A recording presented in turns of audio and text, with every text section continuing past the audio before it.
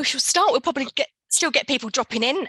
Yeah, welcome everyone. My name's Nicole Kaur. I'm the Marketing Director here at Medigold Health and I look after our webinar programme. Thank you so much for joining Substance Misuse, how to confidently navigate this sensitive subject in the workplace. A couple of bits of housekeeping. The webinar is being recorded and you will receive a link to the recording. It will probably be either later this afternoon or tomorrow, so you'll receive that via email. Also, you'll see at the bottom of your screen, there's a Q&A section. Please feel free to use that throughout the webinar. Our panelists will be answering questions at the end of their session. So, and also we do tend to get quite a lot of questions. If our panelists aren't able to get through them all at the Q&A session at the end, what we will do is produce a Q&A document, which we'll send out to you all next week as well. So yeah, if you can use that.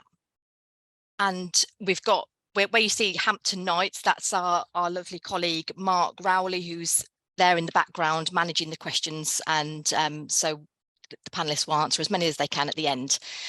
And without further ado, I shall introduce you. I'll hand over to our panelists to introduce themselves. Okay, you want to kick off, Katie?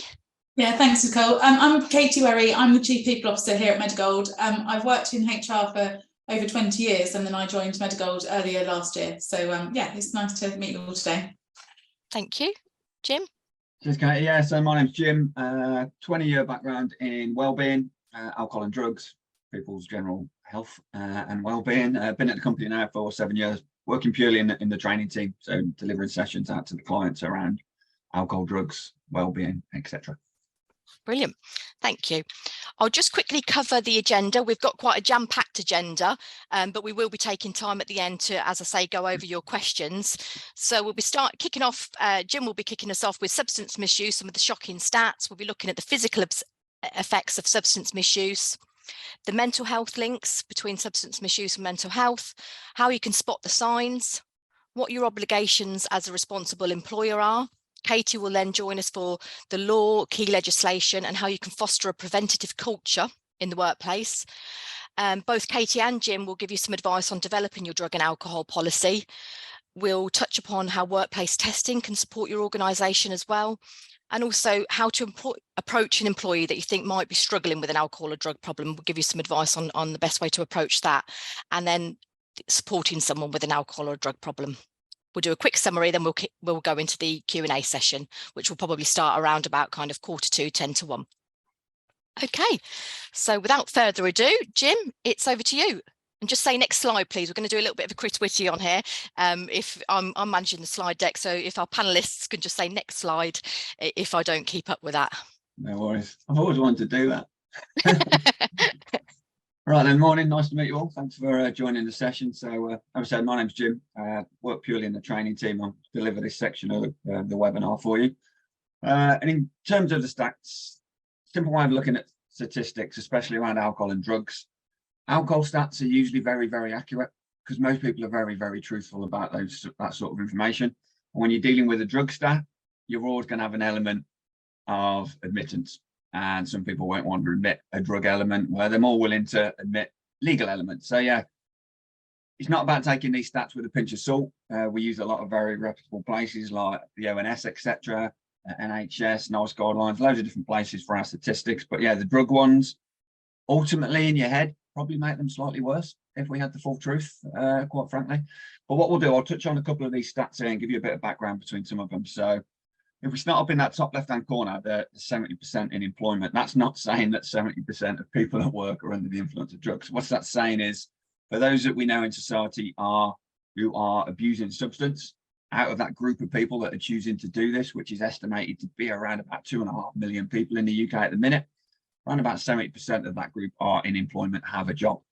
If you put that in line with the current employment stats in the UK, estimated to be around about 32 million people employed somewhere in the UK at the minute. And there's a lot of reports at the minute highlighting that around about 1 in 10, 16 to 59-year-old adults, which is the majority of our workplace kind of employment stats, are using substances on a regular basis. So around about 10%.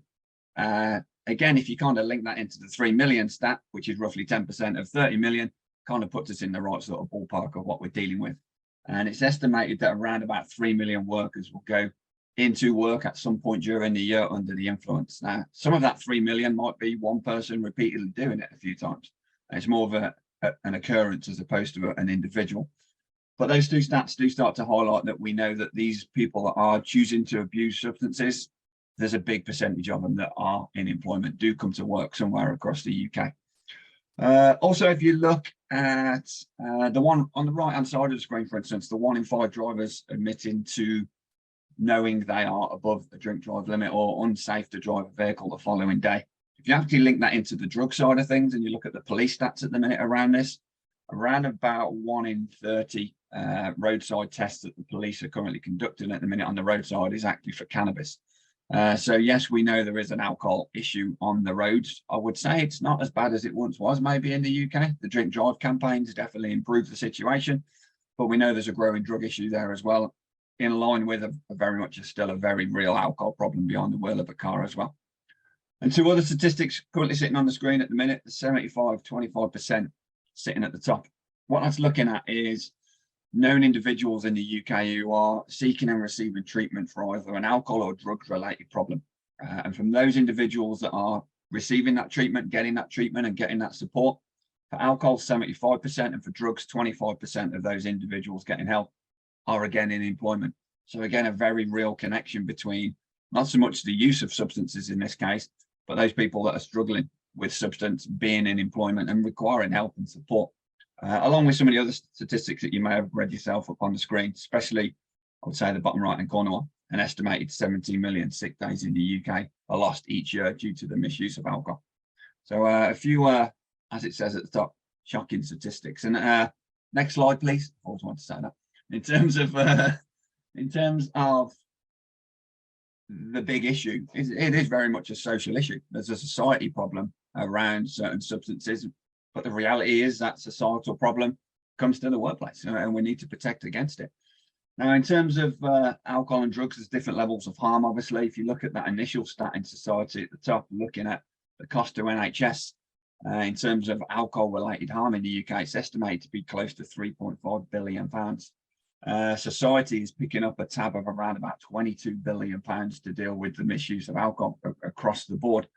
And in the workplace, the second stat, as you can see, over £7 billion a year related to industry-related problems with alcohol in terms of productivity issues, absenteeism, accidents, even presenteeism, where people are at work but incapable of functioning correctly. It's a bit less in the drug world. It's about £2.5 billion for the drug estimated costs effect on industry, but that is rising and rising rapidly, to be fair. And what a lot of this does highlight is the need for having the right procedures in place, something we're going to look at later in the session, making sure that we have the right policies or training or awareness or support mechanisms in place, because the reality is these social problems do keep coming back to the workplace. With that in mind, if you shift your attention to the right-hand side of the screen, you can see that even though there is a lot of good work happening in this field, still a lot more work to do. Only around about 25% of organisations at the minute are regularly providing refresher training or new training to managers or employees about policies and procedures. About 3 in 10 are actually providing guidelines to their managers of actually how to support someone with addiction, how to deal with that disclosure. So even though there is a lot of good work that's happening out there, yeah, there's definitely a lot more that we need to do on this subject matter. Next slide, please. Now, in terms of these drugs in the workplace, obviously you're going to get physical effects on an individual from a substance. It's going to come in a couple of ways. You're going to get the obvious sign and symptom. You're going to get the things that you can see on the screen, things like impaired reflexes, slower reflexes, poor coordination, spatial awareness issues, inability to judge distances. You're also going to see physical things like hyperactivity, euphoria, dilated pupils, pinned pupils, etc. So you're always going to see a physical effect on someone, and that impairment is usually very quickly after the immediate consumption of a drug. So you do get that impaired state in individuals, socially and in the workplace.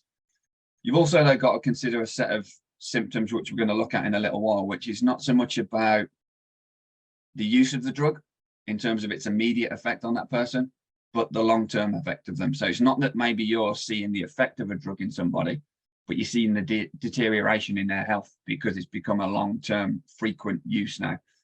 Whether it's developed or hasn't even developed into some form of addiction at some point, you do see certain behavioural changes sometimes, which, like I said, we'll look at later, but doesn't always say to you as an individual, this looks like an impairment. It looks like a behavioural shift. So you usually are dealing with symptoms and the physical effects in two different ways. Is this maybe an impairment, an immediate effect of a substance? Or does this look like a more long-term issue that we're dealing with or seeing in front of our eyes? It's more of a, like I said, a behavioural shift. You know, in terms of the human body, though, as it mentions at the bottom, we all deal with substances differently. Who I am, how old I am, my age, my weight, my sex, all plays its part in how I absorb and how these things affect me. If you take alcohol, for instance, we know it takes about 1 hour to get 1 unit of alcohol out of a healthy body, out of a healthy liver and out of the bloodstream. But if we all drank the same amount of alcohol, we would all provide a different breath reading into a machine. And it kind of highlights how it doesn't really matter what the drug is. It's more about the individual, the frequency, the purity of the drug that they're on, the reasons as to why they're using it that could cause a problem. But yeah, we could see why some of these problems could cause issues at work, could cause accidents, incidents, behavioural problems, productivity issues. Next slide, please, Nicole. We've also got to consider the element that this might not just be someone choosing to use something either. It may be getting to the realms of mental health issues, and the two are very, very closely linked and very strongly linked around the misuse side of things. And people developing substance problems, and not just to the illicit stuff, because it's easy just to think problem must be a powerful substance. It's very easy to have these problems with alcohols and medications as well. It's not just about, is it a legal drug or not, that tends to cause the bigger problems. It could be any drug. And problems around mental health side, around addiction, around dependency are very much psychological triggers that were usually underlying in the person to start with, that are triggered by the use of a drug. And whether that drug is just used for normal reasons, normal habits, a medication to solve a problem, an alcohol, having a drink, or even an illicit, more often than not, it'll either develop just through that frequent use or because of something else underlying the problem. There could be relationship issues, financial issues, bereavements in the family, illnesses, work-related pressures, lifestyle factors that could trigger an overuse of a drug, a coping mechanism that sometimes that these drugs become. So it is really important that we think about the sensitivity of this subject matter. Sometimes just having an individual at work that looks under the influence could have some very underlying serious health problems as well that we need to address at the same time. They should never be dealt with in isolation, as the top of the slide says. Next slide, please, Nicole. And as I mentioned a minute ago, yes, you can get signs and symptoms. You can get these very obvious, clear changes in a person because of the impairment, because of the drug that's in their system. I think we all kind of know what drunk looks like. It's very easy to kind of identify that. But as I mentioned as well, you can sometimes very easily spot different sorts of behaviours. Something that I've always called PAP, that's on the screen at the minute: personality, appearance, and performance. And if I just pick a couple out of the lists, you'll see what I mean here. So if you look at maybe in the personality list, I took out confusion. From the appearance list, I took out the top one, reduced concern for personal appearance. Out the performance one on the right hand side, poor timekeeping. Those three as a combination would not say to me that person looks like they're under the influence of a drug at all. It just doesn't look like impaired.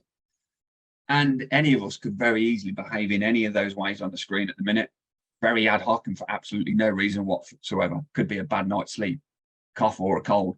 You've had COVID recently and you feel a little bit under the weather. There could be many reasons that trigger it.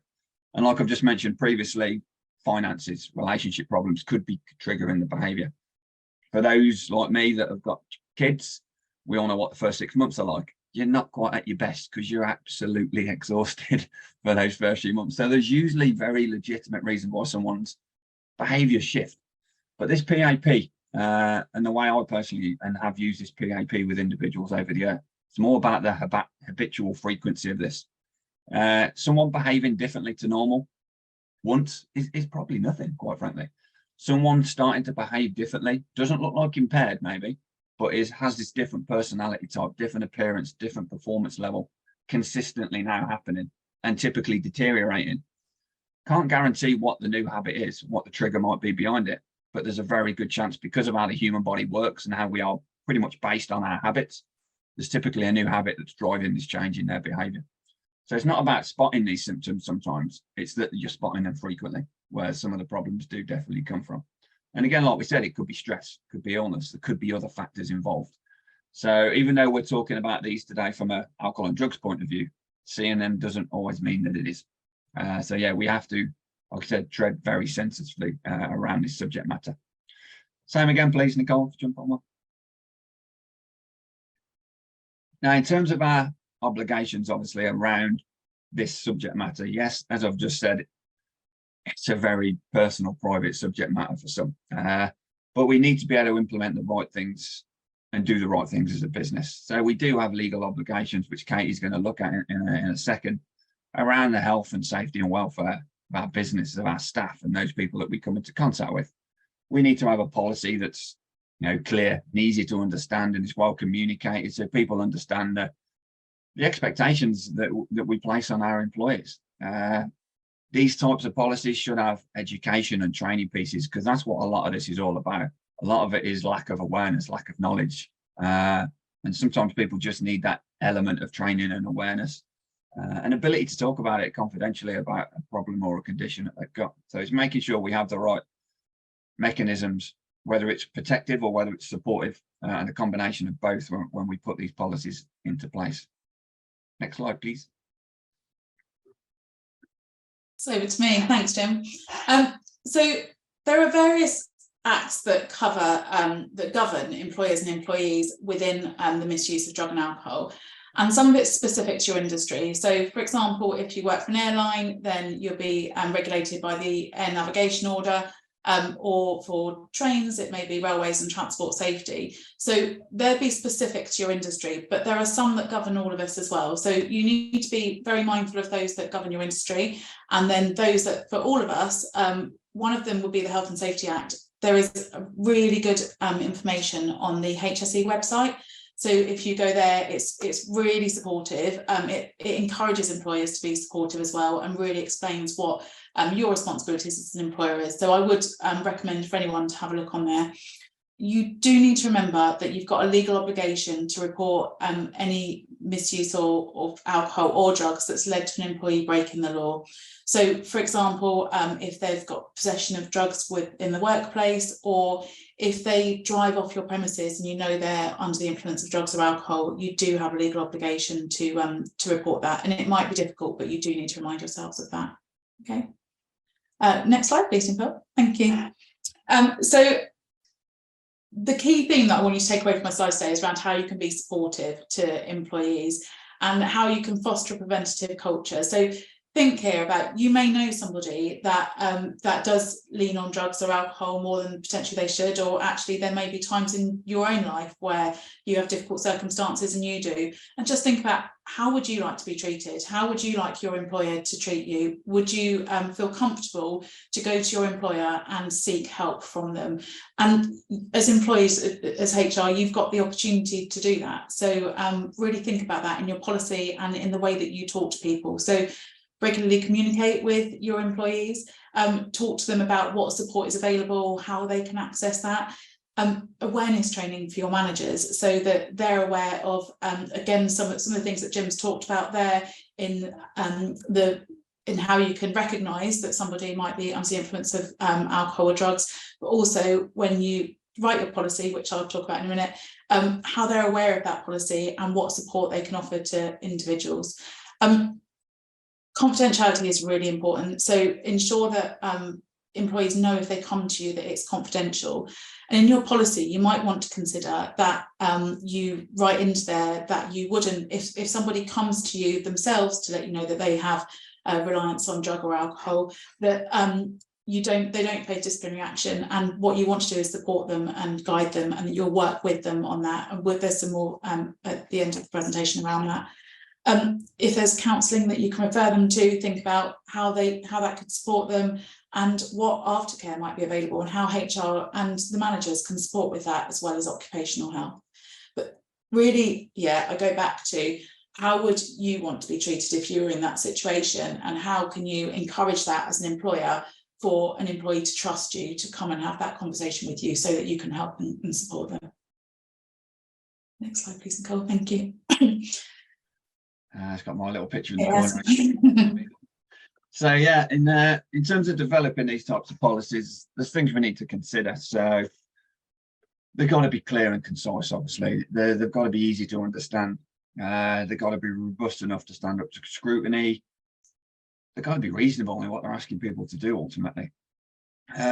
We have to consider the defensibility of it, because occasionally, unfortunately, they are needed to be used in tribunals or disciplinary actions. And when it gets to that point, yeah, they need to be strong enough to hold up to that. But we've also got to consider, like I said, this is a subject matter that goes home with people. You know, if you're talking about a policy here about PPE and manual handling, that stays at work when you leave work. This subject matter doesn't. It goes back home with people. So we have to think about their privacy as well. So it's definitely one of those policies where not only has it got to be able to do what it needs to do in a fair and consistent manner, it's got to treat everybody the same way, can't show favoritism or discrimination in any way, and have a very simple set of rules, expectations that the company demands from its workplace. It should ultimately be easy to comply to. Sadly, it isn't for some. But like I said, it has to protect people's privacy at the same time. It can't tell anybody to do what the company wants them to do when they're not at work. It can kind of say, as a business, these are the things we cannot tolerate. We cannot accept this in the workplace. Someone, as Katie's just said, being in possession of an illegal drug, being under the influence of alcohol, we can't tolerate that. But in their private life, we can't tell them how to do that, or whether they should do that, or whether they can do that. What we can do, though, is educate them, give them training, give them information and knowledge about this is what an alcohol actually is. This is what a drug is. This is what the effect might be. This is how you should use medication. This is what the Medicines Act means. We should give them information so they can make the right decisions, because ultimately the policy is saying, you know, your choices in your private life are your choices. We're going to try and educate you in the right way and give you information to make better choices for your own health and your own safety. But if you choose not to, and you brought your own decisions back to the workplace, these are the things that we might need to do next. This is how there would be a breach of a policy, and this will be the implication of doing so. So it's kind of setting that very fair but very robust line in the sand that says, here's kind of our border as a business. This is what we can and can't tolerate, and this is what we can and can't accept. Now, setting those expectations are fair. You know, I do a lot of training on these types of policies with managers, and when you actually think about the reality of what you're asking someone to do, you're asking them to not be impaired, not be in possession, not attempt to sell drugs. The majority of the UK workforce are already doing that without even having to think about it. So it is very easy to comply to. But sadly, like I said, some can't do that, either through they've lost the ability to control their own actions, such as an addiction, or sadly, they just don't care what their actions are. And we know there's a majority of people in society who take the law into their hands, as they say. They make decisions that they know they shouldn't. Drink drivers, for instance, we all know we shouldn't do it. Most of us won't, some still do. And there will be that minority of people who make those types of decisions and know full well they have a job to go to the next day or that afternoon, for instance. So yeah, we're trying to make sure that the policy does the right things. But as we've also said, you can't dictate to people, can't tell them what to do. It can educate them to make the right decisions, but it can't say you can't do this or you should never do that. It's about education, it really is. It's a big part of all of these types of policies. Next slide, please. Katie, I believe you're back up. Yes, thank you. Yeah, thanks, Jim. So when you're thinking about your alcohol policy, writing your policy and kind of with your blank piece of paper in front of you and thinking, where do I start? Think about the culture that you want it to be. So what culture do you want within your organisation? How can the policy reflect that from a supportive perspective and also from a tolerance perspective? So your tolerance is going to be driven by your business environment. So are you working in an environment where it's safety critical to the public? So such as public transport, like a bus driver or a train driver or a lorry driver. Are they using forklift trucks? So what would the consequence of somebody being under the influence of alcohol or drugs be? will drive the culture that you can allow, I suppose, within your policy. And also you need to consider, do you provide direct services to vulnerable individuals? So for example, maybe if it's teachers in education, or in hospitals and carers, does that mean that that it's really, really important, and actually you might have to move to a disciplinary phase quicker than if it was in a different environment? And also the public might have expectations of you. So if you're a charity, for example, they may have expectations of how your staff behave. You need to consider that if you've got employees outside of the UK, then your UK policy may not be appropriate for those countries. So they might have different cultures and customs in those, and also different laws within the other countries. So just consider that you might need different policies if you're a global organisation. Next slide, please, Nicole. Thank you. So what are the things you need to consider when you're writing the policy?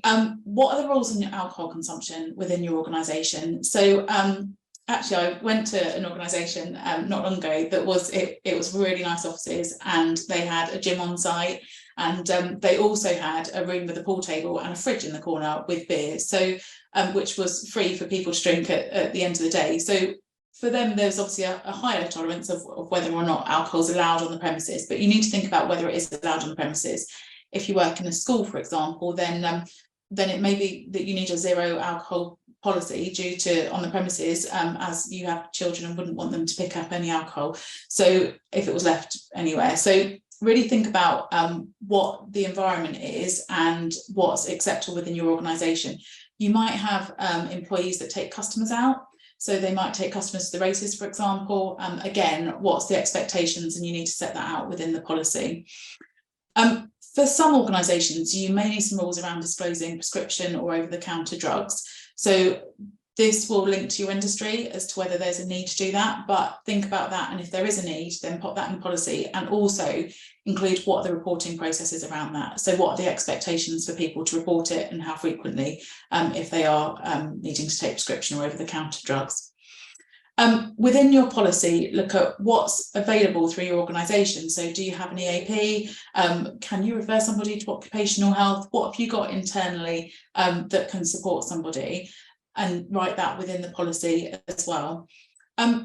You may want to give time off for treatment. So if somebody is going for counselling, if they've reached out for support from Alcoholics Anonymous, for example, then they may want to go to meetings that are in work time, and consider whether you can support that. Again, I really would reiterate that the idea of the policy is, the first instance is to be supportive. So if you can support an element of that, then that's really good, and include that in your policy so that somebody knows.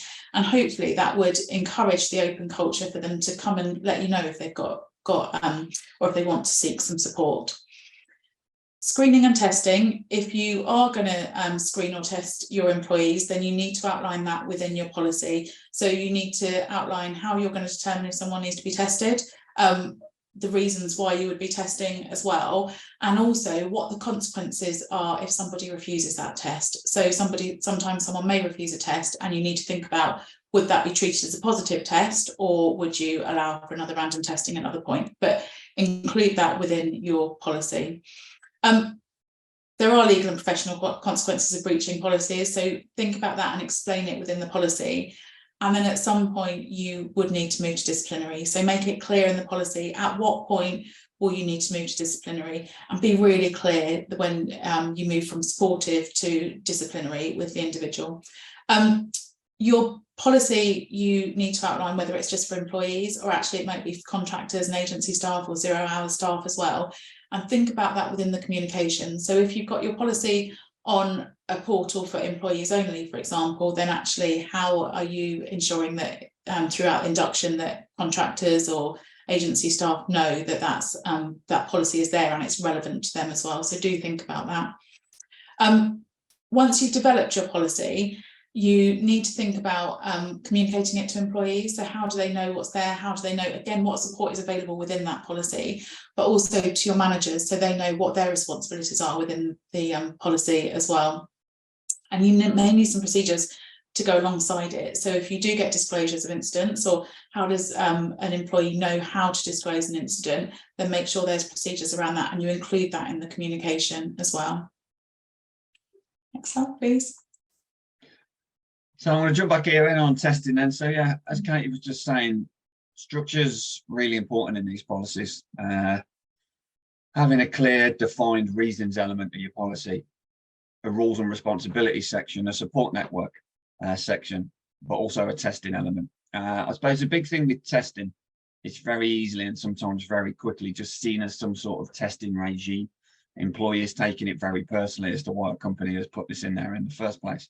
But ultimately, it's the only way to prove compliance when it comes down to it. And it does a few different things. Testing will always be very effective at promoting things like compliance. It's a very powerful deterrent, but it's also a factual entity of this process. It allows you to actually confirm what is actually happening.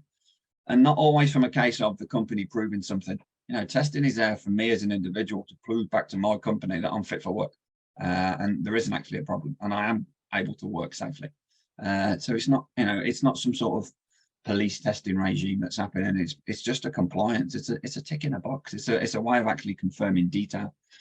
But the big thing with it is it needs to be done in a very particular way, obviously. So testing, you know, there generally aren't many exceptions to the rule at this point. It's very rare that you would see a policy that says, we'll test just this person and maybe not that one. It's kind of everyone documented in the policy would be part of a process. But you have different roles within your business. So you might have different types of testing that you could be used. And it comes in two different ways. One, it's how shall we actually test? So shall we use urine? Shall we use oral fluid? What sort of actual physical test are we going to do? And then what is the reason for actually doing the test in the first place? So you'll have things like some very responsive tests, things like what's known as for cause. So companies will use for cause testing where they believe there's a suspicion that maybe the person's under the influence, or maybe there's been an accident or an incident where alcohol and drugs could have been a contributor. So like I said, it's more of a responsive test. It's a fact finder after an incident has happened. You would also get things like an assurance test, which forms part of a treatment counselling sort of program. And when an individual comes forward and asks for help and wants to receive that support from a company for a problem that they've developed or they're developing, the assurance test, a very personalised test just for that person, can be used to kind of deal with that situation, making sure on a return to work that they're fit and able to function properly, safely, or during the treatment program, again, to show compliance to their treatment and that they are adhering to the treatment program. So all three of those would be quite responsive tests. You can also, though, have some very deterrent-based tests as well. Pre-employment, at the point of induction and kind of onboarding with a company, companies can, and some industries dictate that you have to have this type of test to form or have a job in a certain industry. Or random procedures, again, very powerful deterrents that say, we won't test because there's been an accident or you need our support. But as a business, we have a procedure in place that selects a small percentage of our workforce over the course of the year to prove as a business we take this subject matter seriously. It's a very powerful deterrent, and we have this checking measure within the workplace. And again, you can stipulate the rules around how that will be used. What you should never do as a business, though, is do a type of test that's not in your policy. Even if it's a legal form of testing that you could document in there and use, if it's not in there, you shouldn't be using it. It should be clearly documented and, like I said, cascaded out to the workforce. So, you know, for me, for instance, when I joined the company I work for now, I know exactly what our rules were, what I could and couldn't do, and how I could be asked to do this test. But yeah, we've got to keep it very clear and precise, obviously, what we're asking. There's got to be details in there of, we are, as a business, using urine as our default, or an alcometer as a breathalyzer test. We've got to define that element so people know how they're going to be tested. Like we've just said, we've got to then explain the reason for, so we can prove the need for it and how it will be conducted. The people that are conducting it obviously need to be certified testers. I can't just go and buy my own equipment and start testing my employees. I need to be certified and proven that I am competent to do this in line with guidelines, as well as the equipment that you use it. Again, I just can't go and buy any old equipment and use it. It has to be certified, checked and approved equipment to do the types of tests. And ultimately, at the back of it all, there'll typically be a laboratory as well that needs to do some form of analysis to actually, without doubt, confirm what it is we're dealing with and prove that someone had very innocently used medication correctly, or maybe used an illicit that they shouldn't have done. All of that, though, has to continually have that element of the supportive element to it. We need to sometimes use this type of testing just to quantify what we're dealing with, as opposed to proving that somebody's done something wrong. I would say from the training I deliver, this would never be something that would be at the forefront of your mind. It's definitely in your policy that I can use it. But for me as a manager, it would always be a case of, why is someone behaving this way? First and foremost, is it medical emergency? Do they need help? And that should always be my first point of call. If it isn't that, and I can confidentially talk to the employee about what I'm seeing at work, how they're behaving, I might ask for some form of explanation or medication explanation of what's causing it. But if I'm asking fair questions and I'm checking that they're not in ill health and they don't need a first aider and they can't really explain what's happening, then yeah, I'd consider my testing element. So like I said, it's done in a very fair way that puts testing in there, but never first.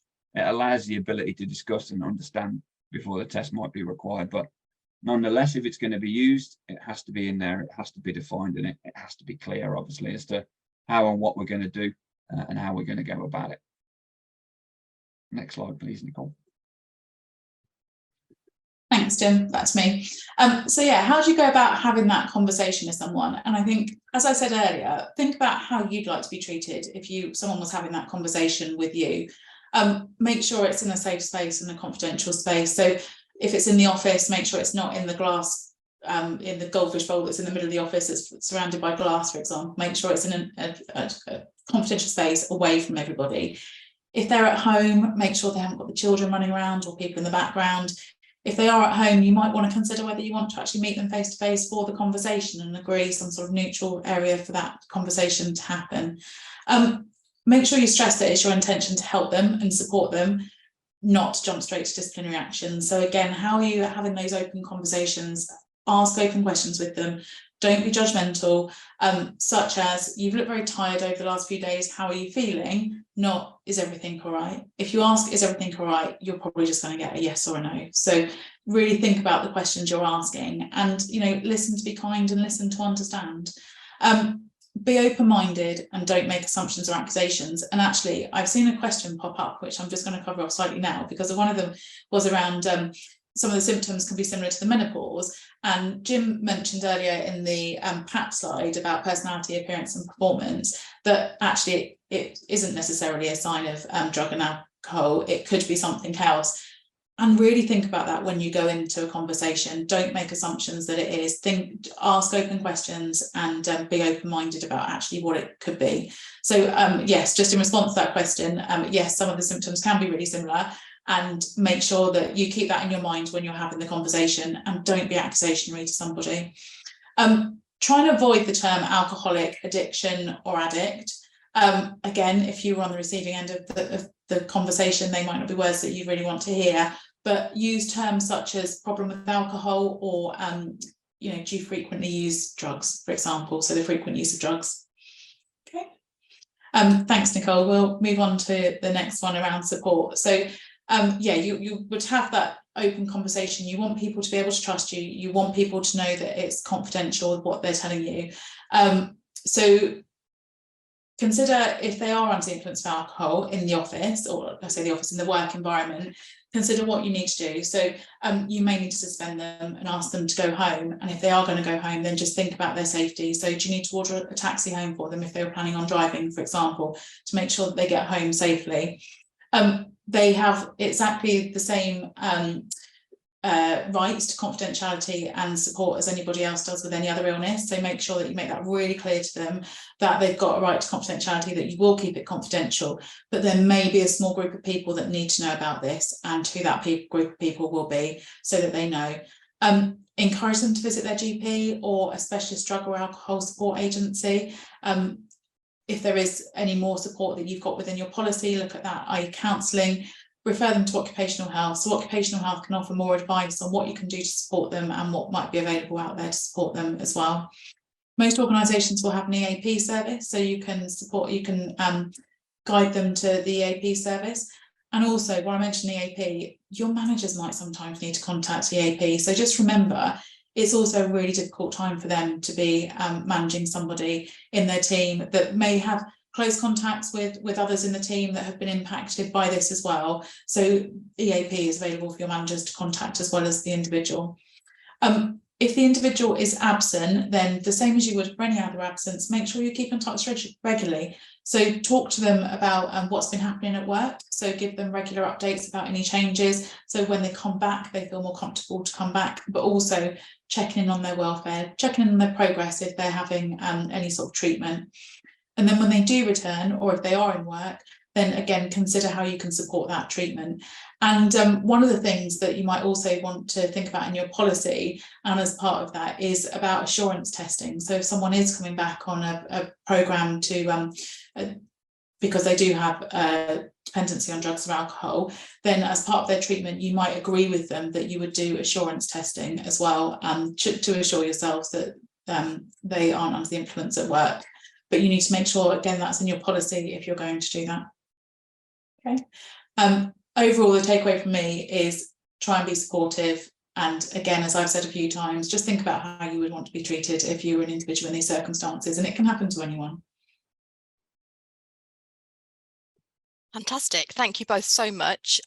Just as a summary there, just to sum up what Katie and Jim have discussed and some key sort of takeaways for you, it's around building a supportive culture, as Katie's discussed in depth, about encouraging employees who feel that they may have a problem to come forward to discuss it with their line manager or HR and seek appropriate help. Education and awareness training is key, should be provided both regularly at employer, manager and employee level. So just make sure that everyone in the workforce is fully up to speed with kind of alcohol and drug in the workplace awareness. As Jim kindly pointed out, when trying to spot the signs of alcohol or drug misuse, a nice easy sort of way to remember it is PAP. So look out for changes in their personality, appearance and performance. As Katie's discussed as well, some of those they're not to be taken in isolation because they can be part of something else. Of course, it's really important to ensure that you've got an effective drug and alcohol policy in place. This should be up to date, well-defined and legally defensible. It's vital to have the right support mechanisms. I think that's really come across in what you've both said today, just to have that in place alongside your policy to show that there is that support element to anyone that is struggling. And if you choose to introduce testing, this must be carried out by certified testers using certified kits. So there's just some key takeaways. We've got signposts here, which will send you obviously the link to the recording afterwards, but there's just some really useful resources like Katie mentioned. There's some great stuff on the HSE website, CIPD website as well, and there's some really good articles out there. So we've just kind of signposted some of the ones that we've found really useful and some of the stats that these kind of support some of the stats that we've used within the presentation. So I'll now go over to questions, and we have had some great questions come through. So I will divvy these out because I think there's some that are probably more appropriate to Jim and some are more appropriate to Katie. So just to start with, Deepak, thank you very much for your question. I think this is one for Jim. We have had an issue where the DSO services would say they are treated differently to the rest of the organisation, where, for example, we have attempted to introduce random testing. Could this be made across the organisation rather than for just one area? Yeah, so your random testing can be compliant to everybody. You might get differences in I suppose one way you want to look at it. You'll either be in an industry where there aren't any, health and safety critical roles, and everyone is pretty much in the same bubble in terms of random testing. But you could also, in certain situations, as you just mentioned, where people feel like they're being treated differently, for instance, and it's the best way to do it is on ratios. So you might have an office-based staff of, let's say, 20 people. You might have a very safety critical in the field staff of 100, and that 100 people go, we're being treated unfairly here because 30 of us got tested and only 4 of those, but proportionally it was actually the same amount from the 2 areas. So you can definitely test across the board as long as it's documented in there and cascaded correctly to the workforce. And I suppose a big thing with random testing is explaining to people why you've got it there. It is a safety element. It's a very deterrent based test in a very safety critical environment where you're more likely to see bigger issues than in less safety critical environments within the business. But it is always a good idea to have the random testing across the board because it feels more fair, more consistent, more appropriate. But I've definitely seen over the years working for the business different like I said, not percentages of people being tested, but more people feel like they're being tested in a certain area, just because from a proportional point of view, there's more of them in that area, so more technically likely to get tested. But yeah, I suppose the main thing, if someone's feeling unfairly treated by it, it's just making them aware of, ultimately, it's a small percentage of the business that's being selected. It's being selected randomly, not by who you are or what your name is or what you do for us, but randomly, generally generated individuals. So usually using computer systems, randomizers to select the individual is the fairest and most appropriate way to do it, because you can prove not only are we testing not many in the business, we're actually not doing the selection. Computer randomizers us to selecting who they are, and we've told it to pick 10 from that list and 30 from that list, because that works well to our proportions. But yeah, some people do panic a little bit when they hear random. They sometimes take it personal. They think it's aimed at them, it's directed to them. And I suppose, again, one way to calm an individual that's maybe feeling untreated is just to highlight the reality of, you're going to pass the test. Don't worry. You haven't done anything wrong. You've just been randomly selected. I've been randomly selected by Hampton and Medigold multiple times. It honestly doesn't bother me. Some people take it very personally, or just feel like it's wrong to be done in the workplace. But when you clearly explain it, like I said, in line with the policy, in line with safety, it's a very powerful deterrent for us as a business to prove to our workforce and everyone externally, we take this seriously. And it's why we test such a small amount on the random test. We're not testing everybody. But yeah, it's more than anything, a bit like Nicole just said, without awareness and knowledge as to why, then these types of things happen. But if you put the right training and awareness in there, so people get why you're doing it in the first place, that sort of situation doesn't usually arise as much, because they understand ultimately. But the reality is, people are people, and you're always going to get someone that wants to say something about something. That's the reality. Fantastic, great answer. Thank you, Jim. This one is from an anonymous attendee. I think it's for Katie, but Jim might want to chip in as well. Can you ask an employee not to drink at work socials? On various work socials, their behaviour has been shown to fall under harassing other employees, including sexual harassment. The OH report has advised not for them to drink. So is that something that you can do? How would you approach that? Well, yeah. So this is the Christmas party, and I think everyone in HR all starts to get nervous about what's about to happen. So yes, I think if you've got an OH report as well, advising them not to drink, and if you can be clear with them of their actions previously and following their actions previously, then you would have had discussions with them about what they are, and potentially they may have had a disciplinary as well for that. I think that you'd have a discussion with them about whether they're intending to drink or not. And if they were remorseful and said that they weren't intending to drink and they're not going to drink and they would like to attend, then I think that's one case. But if they are intending to drink and essentially they've got form for behaviour, then I think you would be within your rights to say, actually, we're not inviting you to attend because we don't think it's appropriate and fair on other employees. Great. Let me jump on that one as well. Yeah, there's definitely some stuff around this that in my training as well. A couple of things to think about. If one person went to a work social tonight and one person went to the pub, they both consumed a little bit too much and both came back to work tomorrow in the same impaired state. It doesn't matter how the alcohol got there at that point. They've returned to work in an unfit condition, regardless of where the alcohol came from. So it is very much self-responsibility. But a lot of policy as well will document things like alcohol will be permissible at a work arranged function, but you need to maintain appropriate, behave appropriately, do not harass, offend, irritate anyone, or bring the company into disrepute. So that sort of statement is saying, of course, you're not physically at work at that point. I know we've arranged a function, but alcohol is legal and you can consume it. But if you do choose to consume it in a way that brings the company into disrepute at our company event, yes, we will take that as a form of breach of policy, because you still need to act appropriately, because harassment is harassment, alcohol or not. So yeah, different ways of looking at it, but you can definitely document elements that say, take me, for example, I work on the road a lot for Hampton Medigold, or stay in hotels a lot. The company will have a limit of how much I can spend on my meal and allow me to have a couple of drinks as a max limit through the company's funding. So they're not saying, Jim, you can't drink. They understand that I might want to in the evening when I'm having a meal in a hotel. But they are saying, if you get drunk in that hotel and behave inappropriately, that will bring the company into disrepute. Behave appropriately, you're still at work. Because ultimately, I control what I consume. It's up to me how I behave. Yeah. Fantastic. Thank you both. A couple of questions here that fall under the same theme, so I'll kind of group them. How would you deal with a situation where you're asking open questions and it's evident that the employee has issues with an alcohol or could be drug problem, but they deny it and will not disclose anything to you, and somebody else has said something very similar but just said they decline any help from the employer? So how do you deal with those sort of situations? One for both of you again, I think. So I think this is, again, it's where it comes back to the policy and what you've written in your policy. You can keep asking the questions, you can ask them openly. If you have real reason to believe that somebody is under the influence of alcohol or drugs, then it may be that you look, if it's impacting on their work, explain that to them. And if they're not prepared to accept help and support from you, then you may need to move to a disciplinary process quicker than you otherwise would, I would suggest. But I think, yeah, it's trying to have that conversation and also, you know, explaining that to them, that you want to help and support them, but if they can't, then potentially you would need to move down the disciplinary process.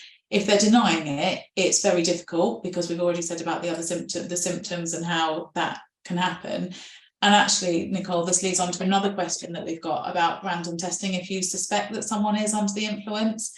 So as Jim said, you can only do what's on your policy for testing. So if you have got in your policy that if you suspect that someone's under the influence of alcohol or drugs in the workplace, that you may send them for random testing, then you can, but you need to make sure, make it really clear that it's in your policy why you would send them, and be clear to them about why you would send them for that as well. But yeah, employment law is about reasonable belief that it's happening. So, do you want to add anything to that, Jim? Yeah, I suppose just to reconfirm then what Katie said. Again, it's how your policy's worded. It's about the perform. You know, Section 7B of the Health and Safety Work Act talks about perform, comply, and consent. And if I know that my business has a rule in there that says we have these legitimate forms of tests and we may ask you to do them, and if you choose to not comply, perform, consent to those tests, we may go down a disciplinary route. Then even though that person who you believe might have an issue is saying that they haven't, you're doing everything you can at that point to try and assist. You're trying to ask them questions, open questions about, you know, is there a problem? What is the problem? How can we assist? And if they're refusing all that, but you still have a genuine, I suppose the best terminology is fitness for work issue, and they're not giving you any answers to the concern, I've got the right to say, in line with the company's policy, would you mind consenting to the test? And if they say, oh, I feel like it's very much now in line with, you feel there's a problem, I've said there isn't, so now you're testing me. But I've got the right to do that if it's documented in the policy. But what I'm never doing is saying you must do the test. I'm giving them the option. Would you consent to it? Would you be willing to do that? No, I don't really want to. Okay, do you understand though that I have got legitimate reason for asking for this particular test? And your refusal to consent, as you know, which is documented in the policy, would mean we'd treat that as a breach of policy, which, and the words are always key, which could mean, not will, but could mean a disciplinary action, including a dismissal. Have a little think about what you'd like to do. Would you like to consent to the test or not consent to the test, knowing the implications of both? So all you're ever trying to do is empower them with choices to make the decisions they want to make as an adult. And then we have to try and manage those choices. But yeah, it's difficult, that one, because you want the best for everybody. But sometimes, unfortunately, people are taking it down their own road, and you just have to manage that road they're going down sometimes, unfortunately, which might be a breach of policy. It depends on the situation. But yeah, tricky situation sometimes. Thank you. Tracy, thank you for your question. I think this is one for Jim. In the presentation, it was mentioned about employers knowing about someone taking prescription and over-the-counter drugs. So if you were taking tablets for a headache, which you pop to the chemist during the day while still working, should your employer still know? I guess it depends on the tablets. Yeah, so obviously if you're dealing with prescription grade medication from a GP, from the pharmacist officially given to you, kind of in line with Medicines Act, etc. Yeah, they're given and prescribed in very particular ways and have to be consumed in line with the prescription, for instance. Going off track here a little bit, but it's estimated that there's 2.5 million people in the UK that are using prescriptions that aren't even theirs. When you look at some prescriptions, certain drugs, especially drugs like benzodiazepines and Valiums, temazepams, drugs that we use for stress, anxiety, insomnia, this sort of condition, if you haven't got a prescription for them, they can become class B, some of those drugs, which is the same as cannabis, and it's illegal to possess if you don't have the prescription. Now, that's not the same as buying something over the counter. It's not prescription grade meds, but it is still a drug in the same way that alcohol's a drug. You know, they're still drugs, they can still affect us, and it is always about self-responsibility. So the main thing the policy can always do is say a lot around medication. It doesn't say it in this particular way, but what the policy would technically say is allow us to make the decision as your employee if you're fit for work or not. If you're going to consume something, confidentially make us aware, and we can make a decision whether we think that particular drug, and don't worry if it's a med or an alcohol or an illicit, but that particular drug, whether we feel that is suitable to be consumed while you're at work, and let the business make the decision. And that's what the policy tries to say, or should try and say. Come forward, tell us about any meds that you're consuming, or alcohols that you're having problems with, or illicits that you shouldn't be taking but are, and allow us to try and support you and make the right decisions. But yeah, it's a tricky one around meds, because you've got obviously prescription grade and over the counter, and they're very different strengths, obviously. But anything, I suppose, one thing to think in your head from this, from my side, what I do for the business as well, is think about, regardless of what the drug is it being used, i.e. taken properly, or misused, consumed in a way that it shouldn't be? And is that affecting that person's safety at work? The reality is millions of people will be at work every single day in the UK using a medication, and no other person will be aware that they were doing it, because all the med does is make you feel better. You don't really see an effect. They look fit for work, so you generally don't get a problem from it. And it's only when you have conversations do you know more about it. So yeah, the bigger concern, I suppose, is the pharmaceutical grade stuff, the really powerhouse meds. If you've ever had them, I have had to use morphine once, and it literally took me off my feet. They're incredibly powerful drugs. A lot of the over-counter drugs don't do that. They just take away our headache, and they allow us to function properly. So in terms of being a fitness for work issue, generally not an issue, but still a drug, still needs to be stored appropriately in the right packaging, and ultimately not given to others, which is key. I can't be giving anyone anything that's mine, regardless of what it is when it comes to meds.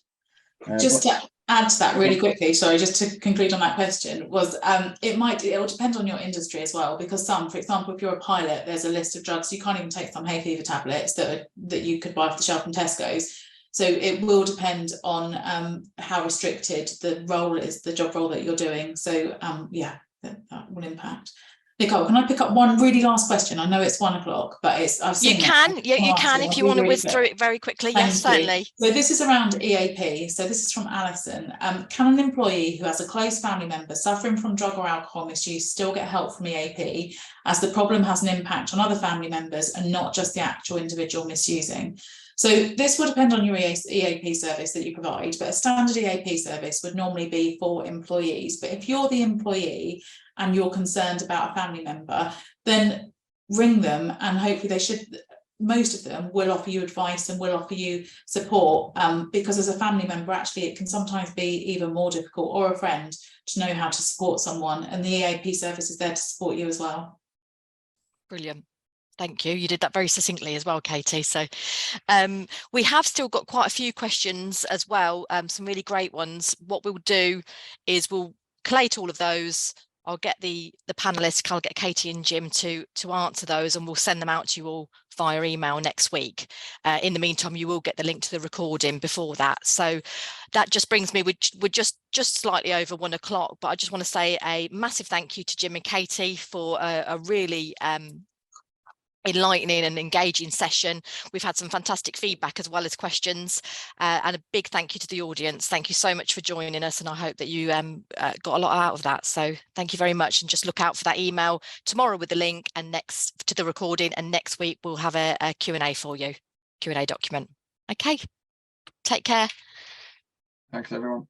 Okay, Thanks, bye. everybody. Bye.